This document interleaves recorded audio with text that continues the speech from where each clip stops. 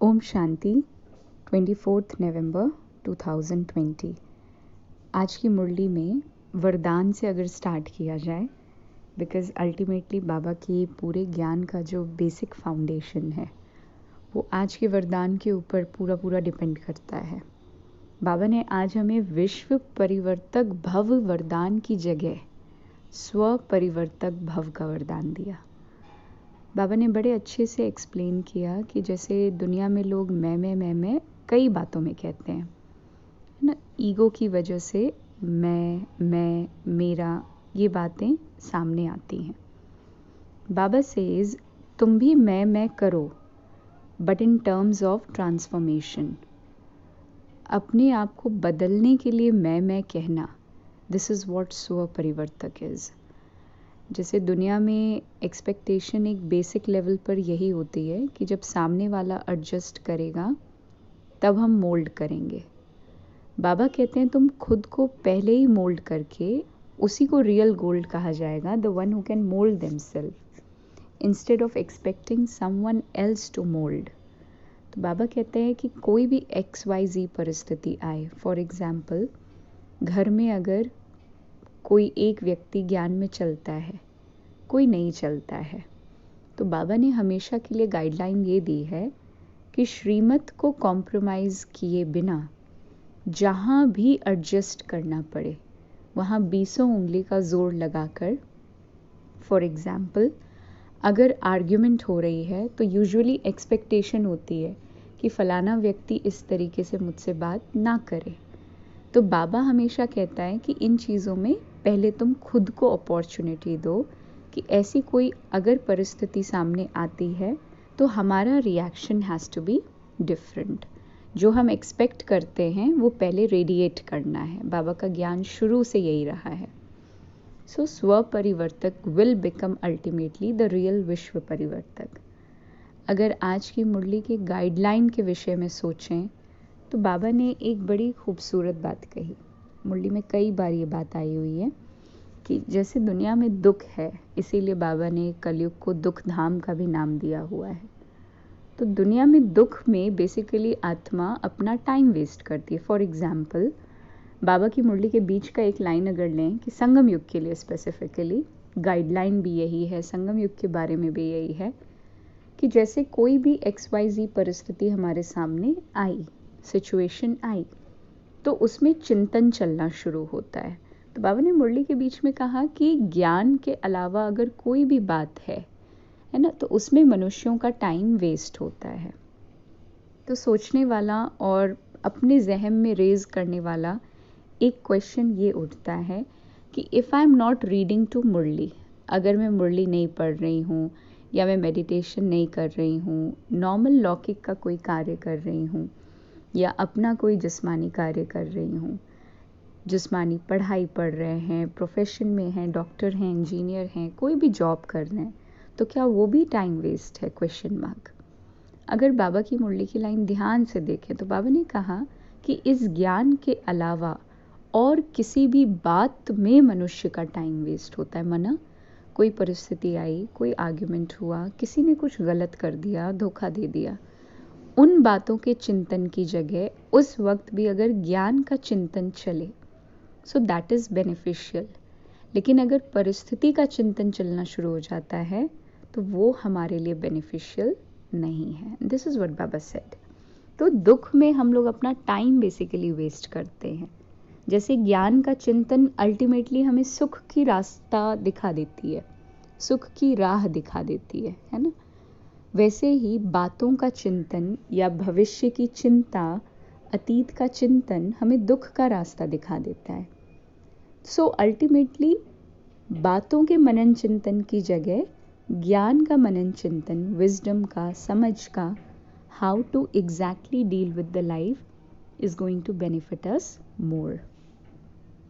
बाबा कहते हैं कि जैसे आज की दुनिया में अगर कंपैरिजन किया जाए सतयुग को और आज को, तो सतयुग की एक प्रथा थी जो आज की डेट में अभी भी देखी जाती है।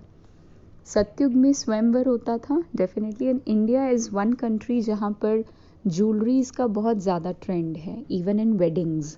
अगर आप अब्रॉड के ब्राइड और इंडियन ब्राइड में कंपेयर करो, so there is a lot of difference, बहुत बहुत डिफरेंस होता है। यहाँ के ब्राइड्स में jewellery is one of the very important requirements, lehenga and everything, जो भी कस्टम सिस्टम के अकॉर्डिंग शादी है, बट ज्वेलरी इज़ मस्ट। सोना की बहुत वैल्यू होती है शादी वगैरह में भी। This is one trend that is being followed since Satyug. Like Baba always says कि सतयुग में हर चीज़ अथाह होगी, हीरे जवाहरात everything. So that trend of history is still being practised. Baba ने एक और चीज़ कही, जैसे सतयुग और अभी के वर्ल्ड की अगर कंपैरिजन में देखी जाए तो worth not a penny to worth pound की स्टेट का डिफरेंस आज की मुरली में आया। आजकल का मनुष्य, बाबा कहता, वर्थ नॉट अ पेनी है in terms of knowledge, in terms of intellect, in terms of mind. इन सब बातों में आजकल का मनुष्य वर्थ नॉट अ पेनी, माना जिसको अपनी ही बातों की, अपनी ही लाइफ की, कहते हैं ना आजकल बोली की कोई वैल्यू नहीं है, बोलते कुछ हैं करते कुछ हैं। इसीलिए बाबा का श्रीमत है कि मन वचन कर्म हैज़ टू बी कोऑर्डिनेटेड, आपस में बिल्कुल कोऑर्डिनेटेड हो, तभी उस अमर लोक का मालिक हम बन पाएंगे। प्रेजेंट टाइम का जो तूफान, अर्थक्वेक, डिस्ट्रक्शन की बात होती है, तो बाबा कहते हैं वो सारी चीज़ें, ऐसा नहीं कि एक ऑल ऑफ सडन प्रलय होगा, दुनिया में सारी चीज़ें ख़त्म हो गई and now nothing is existing, ऐसा कुछ नहीं होगा। फॉर इंस्टेंस इफ वी सी, तो वर्ल्ड वॉर फर्स्ट हुआ, वर्ल्ड वॉर सेकेंड हुआ, और हर वर्ल्ड वॉर के बाद कोई ना कोई मेजर ट्रांसफॉर्मेशन दुनिया में आया, कोई ना कोई बड़ी चेंज दुनिया में देखी गई आफ्टर वर्ल्ड वॉर वन और वर्ल्ड वॉर सेकेंड। इसी तरीके से चीज़ें बदल जाएंगी अल्टीमेटली। बाकी ऐसा नहीं कि पूरी दुनिया एक टाइम पर खाली हो जाएगी। जो अभी छोटे छोटे एरियाज़ में अर्थक्वेक या फ्लड देखे जाते हैं, अगर थर्ड आई ऑफ साइंस से देखें, so we are planning for more natural calamities with our life style, with the global warming and everything. तो इन्हीं चीज़ों को बाबा भी स्पेसिफाई करते हैं कि things will happen, but they will happen at their own pace, own respective pace. Drama के विषय में बाबा ने कहा, किसी का भी पुरुषार्थ जो ड्रामा में नूंद है, it will eventually take place. We are no one to give guidance or to put any complain, it will eventually take place. और बाबा हमेशा बैलेंस रखने की बात करते हैं। Balance between what? Balance between the knowledge of drama and my actions, यानी free will और predestination का बैलेंस हमें ब्लेसिंग दिलाएगा।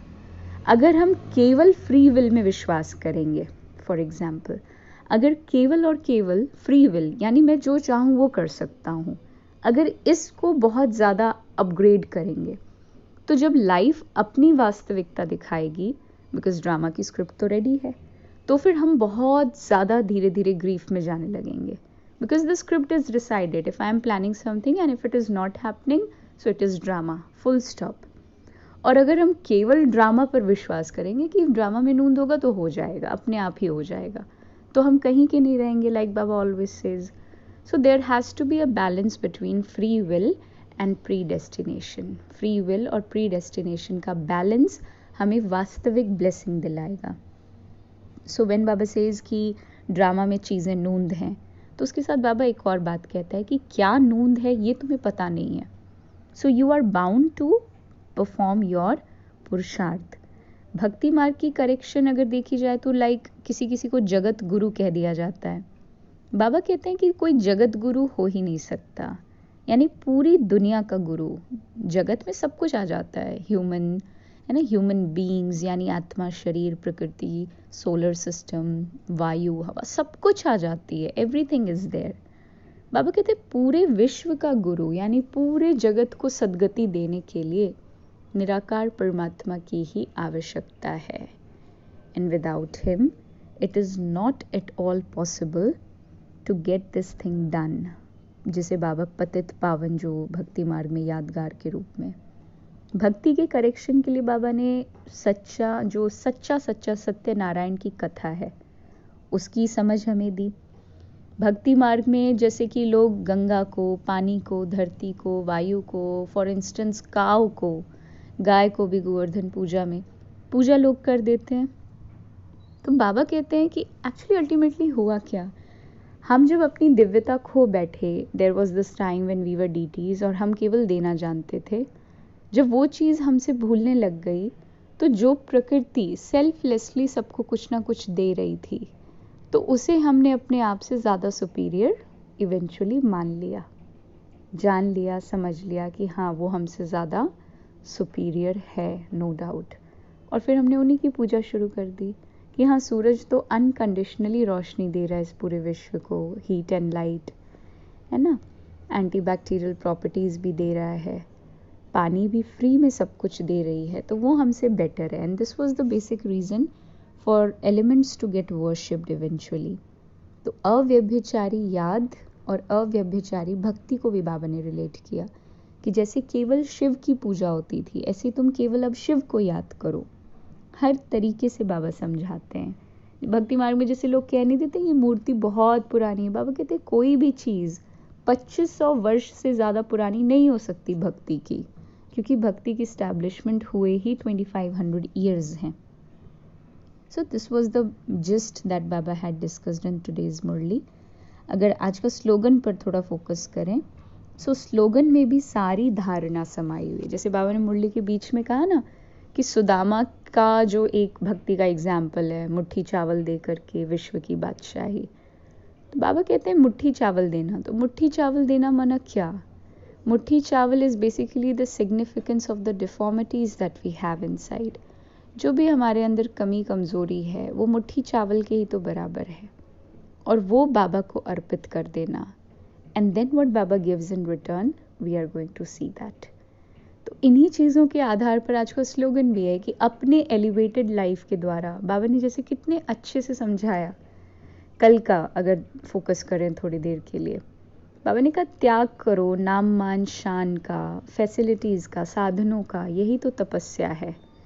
ऐसे श्रेष्ठ जीवन के आधार पर बाबा की प्रैक्टिकल प्रत्यक्षता जो है वो होगी, जो वास्तविक प्रत्यक्षता है शिव बाबा की। बाकी ज्ञान किसी को सुना देना, that is also there in the drama and it is taking place eventually. लेकिन अल्टीमेटली जब हमारी लाइफ बिल्कुल परफेक्ट होगी, तभी वो जो अमरपुरी का मालिक, मृत्युलोक का मालिक से निकलकर अमरपुरी का मालिक बनना, मोहजीत राजा बनना, because ultimately detachment is the basic requirement. जिस 21 जन्मों की लॉटरी की बाबा ने बात की, तो डिटैचमेंट भी अपने आप में एक श्रेष्ठ संस्कार है, एक एलिवेटेड संस्कार है। और आत्मा परमात्मा के विषय में देखा जाए तो बाबा कहते हैं आत्मा भी विचित्र, परमात्मा भी विचित्र। जब आत्मा शरीर धारण करती है तभी तो उसका चित्र आता है। अब ऐसी बातों को अपने लाइफ का बिलीफ सिस्टम बना लेना, यही श्रेष्ठ अंडरस्टैंडिंग है, श्रेष्ठ जीवन है। और इसी जीवन के आधार पर बाबा की जो प्रत्यक्षता है वो पूरी पूरी डिपेंडेंट है। ओम शांति।